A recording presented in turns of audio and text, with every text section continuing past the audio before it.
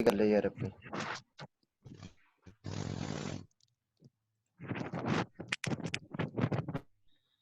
اچھا جی، اب ہم جو پڑھ چکے تھے یا جہاں تک جا رہے تھے وہ یہ تھا کہ جو مکران کے اوپر حملہ کیا تھا مسلمانوں نے، تو سیدنا عمر فاروق رضی اللہ تعالیٰ عنہ سے اجازت مانگی گئی تھی کہ یہ جو مکران کا حکمران ہے راجہ ساتسی، اور اس پہ حملہ کیا ہے، تو سندھ کا راجہ چچ یہ دوبارہ سے وہ شرارتیں کر رہا، اور جو ایران کے آتش پرست ہیں، آگ کی پوجا کرنے والے، ان کو اکسا رہا ہے اور ان کی مدد کر رہا ہے. تو عبد الرحمن بن سمرہ یہ اس علاقے کے حکمران تھے. ان کو بصرہ کے حاکم، بصرہ میں حاکم تعینات کیے تھے سیدنا عمر فاروق رضی اللہ تعالیٰ عنہ نے. ان کا نام تھا عبداللہ بن عامر. انہوں نے عبد الرحمن بن سمرہ کو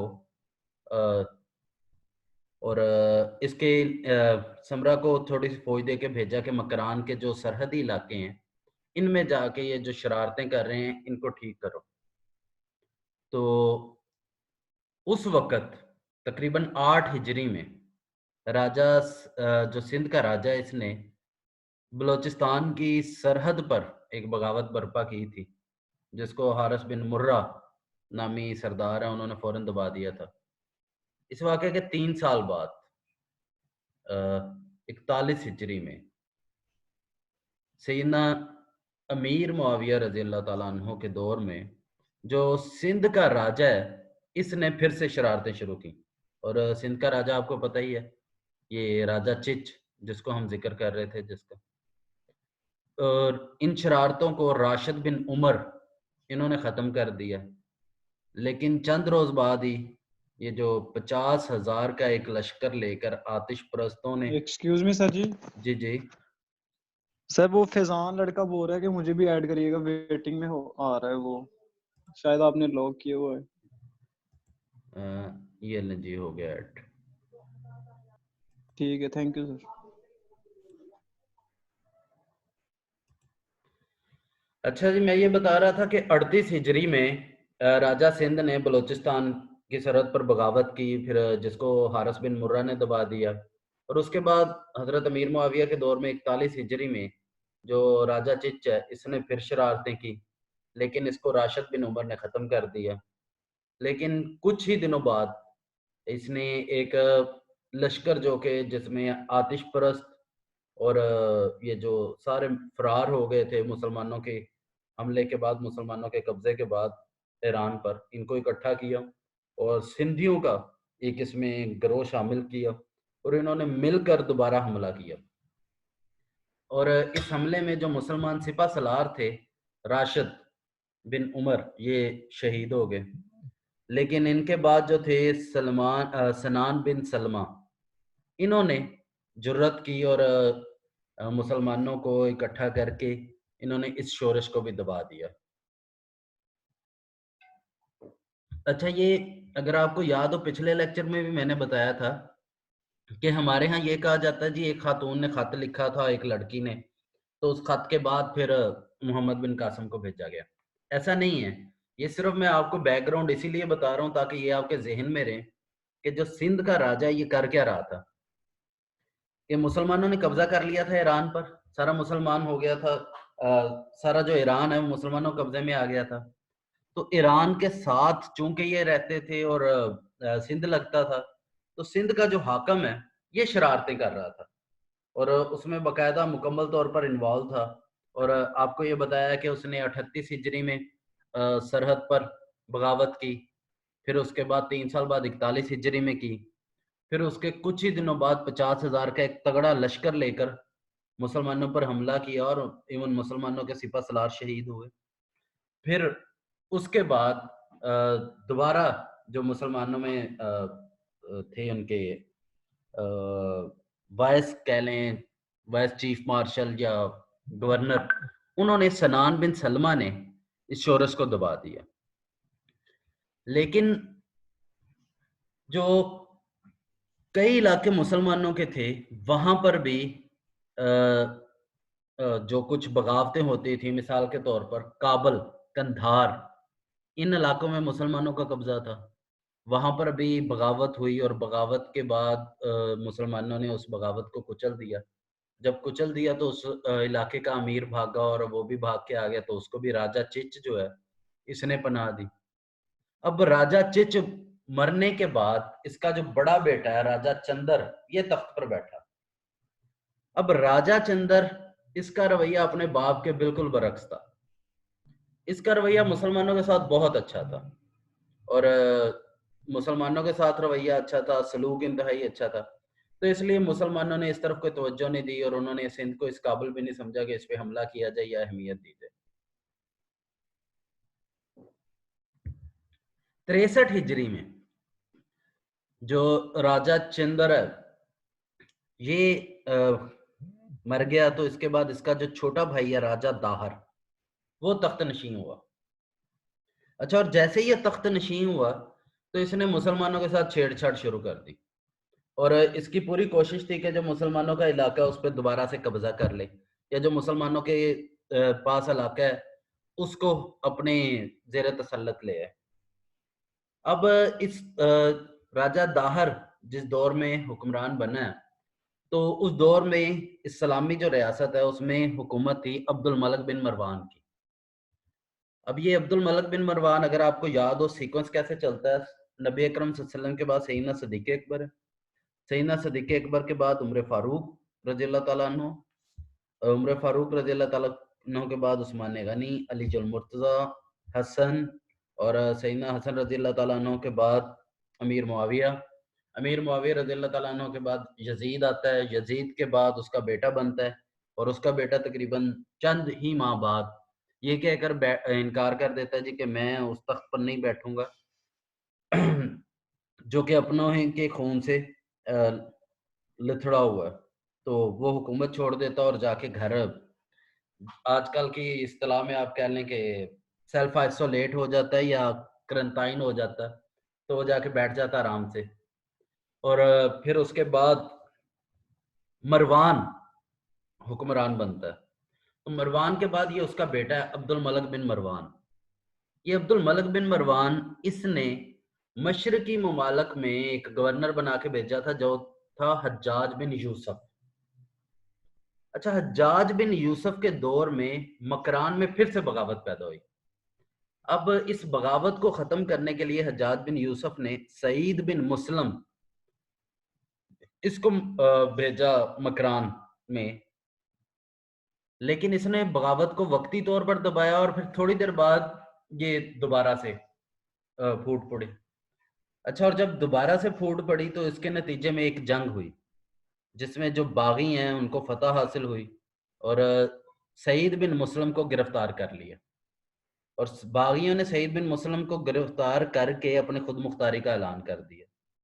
जब ये बात हज्जाज बिन यूसुफ को पता चली तो उसने मोहम्मद बिन हारून को भेजा। मोहम्मद बिन हारून ने आकर बागियों को कत्ल कर दिया, लेकिन जो बाकी बागी बचे हैं मकरान के, वो भाग के सिंध में राजा दाहर के पास चले गए। अब राजा दाहर ने फिर इनको पनाह दे दी। अब ये देखें कि ये राजा दाहर जो है वो कर क्या रहा है। राजा दाहर का बड़ा भाई था, उसके दौर में सुकून रहा, लेकिन राजा दाहर का बाप जो राजा चिच है उसके दौर में शरारतें होती रही, मुसलमानों के साथ पंगे लेते रहिए और फिर राजा दाहर ने भी वही काम दोबारा से शुरू कर दिया। अच्छा, अब दूसरी तरफ सूरत हाल ये थी कि इस्लामी रियासत तेजी से फैल रही थी, लोग इस्लाम कबूल कर रहे थे, मुसलमानों की तादाद बढ़ रही थी। तो इसी असना में सरांदीप, उसके राजा ने मुसलमानों के साथ अच्छे ताल्लुक इस्तवार करने के लिए एक बहरी बेड़ा भेजा जिसमें 8 जहाज शामिल थे, 8 बहरी जहाज। और इस बेड़ा में इस बेड़े को भेजा था हज्जाज बिन यूसुफ की तरफ।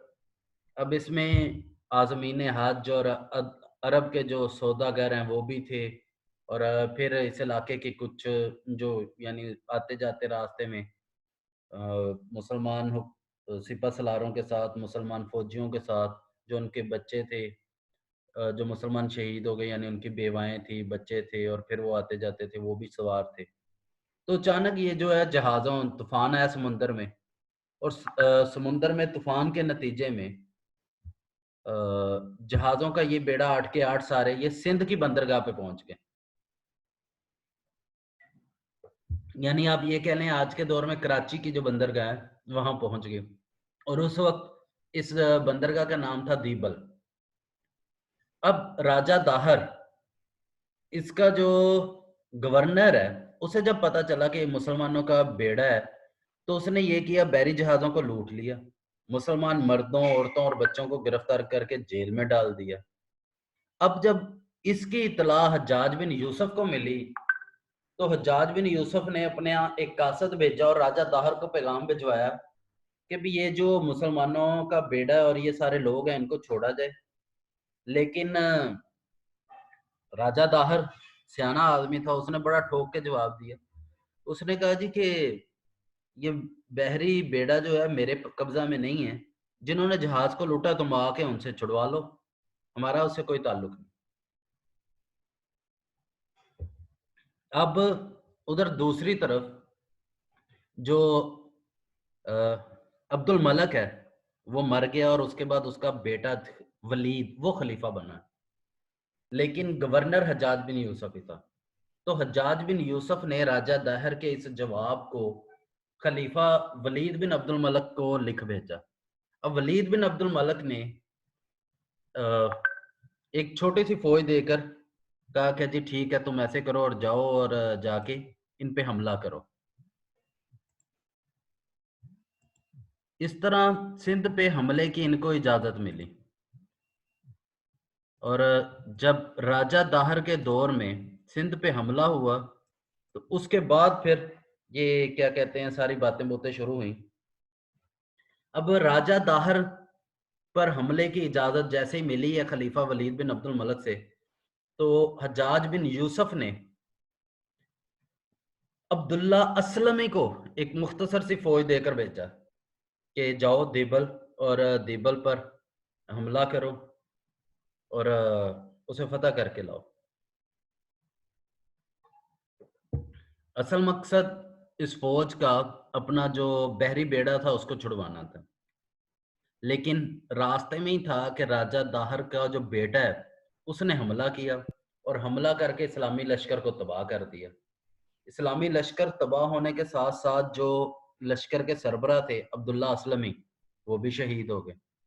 جب یہ بات حجاج بن یوسف کو پتہ چلی تو اس نے 4000 فوج کا کمانڈر بنا کر بدیل مجالی ہیں ان کو حملے کے لیے بھیجا. لیکن اس دستے کو یعنی جو مکران تھا ساتھ اس کی حمایت بھی تھی, اس کی کیا کہتے ہیں مکران کی سپورٹ بھی تھی. اس سپورٹ کے باوجود جو ہے یہ کامیاب نہیں ہو سکے اور مسلمانوں کو شکست ہو گئی اس میں. اب مسلمانوں کی شکست اس کی وجہ سے کام اور زیادہ خراب ہو گیا. تو اس کے بعد مسلمانوں کو اور خاص طور پر حجاج بن یوسف کو اندازہ ہوا کہ یہ کتنے مضبوط لوگ ہیں, اور ایک نہیں دو نہیں 3 دفعہ ان کو ناکامی کا سامنا کرنا پڑا. سر اس نے خود ہی قتل کروایا تھا لاسٹ پہ, محمد بن قاسم کو بھی اس نے مروایا تھا. نہیں ایسا نہیں ہے. ابھی ہم آگے چلتے ہیں. محمد بن یہ جو حجاج بن یوسف کو جب راجہ داہر کی اصل قوت کا اندازہ ہوا تو پھر اس کے بعد ہوا کیا. اب حجاج بن یوسف نے وسیع سطح پہ تیاریاں شروع کی, کیونکہ اسے 2-3 دفعہ شکست کا سامنا ہو چکا تھا. اسے اندازہ ہو گیا کہ یہ راجہ داہر تکڑا حکمران ہے. تو اس لیے اس نے کیا کیا کہ جو فارس ہے, فارس کا جو گورنر ہے اس کو بلایا اور اس کے ساتھ اس نے ذکر کیا اور اسی کو کہا کہ جی تم جاؤ اور جا کے حملہ کرو. اور یہ راجہ داہر سے خاص طور پہ اس لشکر کو جو وہ جہازوں کا تھا پورا کا پورا قافلہ اس کو چھڑوا کے لاؤ. اب فارس کا حکمران کون تھا یا گورنر کون تھا؟ تو فارس کا گورنر تھا محمد بن قاسم. محمد بن قاسم یہ 6000 سواروں کو اور تقریباً 6500 لشکر جو سوار تھے ان کو لے کر آگے بڑھا. اور شیراز یہ جو فارس ہے یا فارس کا دوسرا نام ایران بھی ہے, یہاں سے ہوتا ہوا کرمان پہنچا اور کرمان کے راستے سندھ میں داخل ہوا۔ اب جب یہ سندھ میں داخل ہوا تو سندھ میں راجہ داہر پہلے سے اپنے لشکر کو لے کر تیار کھڑا تھا۔ یہاں دونوں لشکروں میں جنگ ہوئی اور راجہ داہر کو بری طرح شکست ہوئی۔ اس کے بعد محمد بن قاسم جو ہے وہ لشکر لے کر دیبل کی طرف پڑا۔ اب آپ کو یہ ذہن میں رکھنا چاہیے کہ دیبل اصل میں وہ علاقہ تھا جہاں پہ وہ بحری بیڑا گیا تھا۔ تو محمد بن قاسم کے دیبل پہنچنے سے پہلے مسلمانوں کا ایک بحری بیڑا وہ پہلے سے دیبل پہنچ چکا تھا، کیونکہ ایک طرف محمد بن قاسم آ رہا تھا اور دوسری طرف جو بحری بیڑا اسے بھیجا گیا تھا۔ تو جیسے ہی بحری بیڑا ادھر سے محمد بن قاسم پہنچا اور ادھر سے بحری بیڑا، تو دونوں نے جنگ کا آغاز کیا۔ اب اس میں بھی مسلمانوں کو فتح ہوئی، اور جب یہ فتح ہوئی تو پھر بر صغیر کے علاقے میں مسلمانوں کی حکومت کا آغاز ہوا۔ اب محمد بن قاسم جو ہے وہ سندھ کے مختلف علاقوں پر، یعنی یہاں سے دیبل سے ادھر پھر ادھر چلتا چلتا، یعنی جو سندھ کے مختلف علاقے ہیں ان سب پہ راجہ داہر کے مختلف رشتہ دار تھے، کہیں بیٹے بیٹھے تھے، کہیں بھتیجے تھے، کہیں چاچے کے بیٹے، ماموں کے بیٹے۔ تو اس طرح جو راجہ داہر ہے اس نے مختلف علاقے تقسیم کیے ہوئے تھے اپنے رشتہ داروں کو۔ تو ان سب علاقوں پر ایک ایک کر کے محمد بن قاسم فتوحات کرتا گیا، یہاں تک کہ وہ دریائے سندھ پار کر کے جے وار، یہ ایک بڑا علاقہ تھا، یہاں پہنچا۔ جے وار میں راجہ داہر اپنی باقی فوج کو لے کر اکٹھا ہوا تھا، تو وہاں پر راجہ داہر قتل ہوا۔ اس کو قتل کرنے کے بعد محمد بن قاسم آگے بڑھا اور قلعے پہ قلعے فتح کرتا ہوا ملتان تک پہنچ گیا۔ یہ ذہن میں رکھیے گا، ملتان، اس کو مدینہ الاولیاء کہا جاتا ہے، اس کی وجہ بھی یہی ہے کہ یہ مسلسل مسلمانوں کے زیر حکومت رہا ہے۔ تو ملتان تک یہ پہنچا ہے، تو اسی دوران حجاج بن یوسف وہ فوت ہو گیا، انتقال ہو گیا۔ اب جیسے ہی حجاج بن یوسف کا اس کا انتقال ہوا تو جو خلیفہ ہے، خلیفہ وقت، اس نے تمام سپہ سالاروں کو کہا جی کہ اب مزید آگے نہیں بڑھنا، رک جاؤ۔ اب خلیفہ کون تھا وہ یاد ہے آپ لوگوں کو؟ ولید بن عبد الملک۔ ادھر ولید بن عبد الملک